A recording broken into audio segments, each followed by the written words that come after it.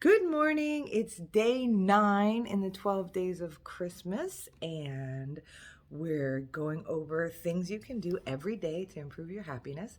And today we're going to talk about getting enough sleep because that is an area where I tend to be lacking more. In an effort to improve my happy in other ways, I learned how to bartend, and now I have a bartending job at least 2 nights a week.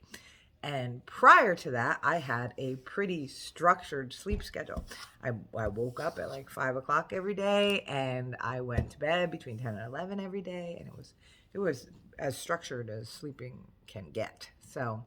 But since then, because I work late on Wednesdays and I work late on Saturdays, I've messed up that sleep schedule. So it's really important to make sure you get enough sleep for your happy, because, your body is a machine. And when you give it the right food, the right oil, the right gas, the right things, it works better. And that includes your mind. So you should get 7 hours of sleep a night. I know it's impossible. Who gets 7 hours of sleep a night? But that's your goal, is to get 7 hours of sleep a night. And things you can do to help you get 7 hours of sleep a night. 1, have a schedule. So if you can do it, always go to bed at the same time, always wake up at the same time. 2, make sure your bedroom is dark.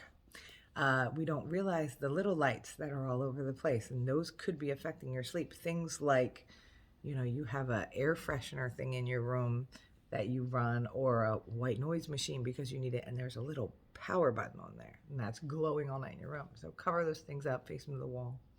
Make sure it's actually dark in your room. Have the right bedding for you, and make sure the bed is the right temperature for you. If you have 2 people sleeping in the same bed, sometimes, we think it's admirable to sacrifice so the other person can be comfortable, and you don't want to give up your sleep benefit for the person that you love, because that's just gonna affect your relationship. So let's say he needs nice cool sheets, but you need to be nice and warm. So have cool sheets, but on your side, have a plug-in heated wrap that goes in the bed with you, so you can be comfortable and he can be comfortable. The other thing is, sometimes naps. We need naps.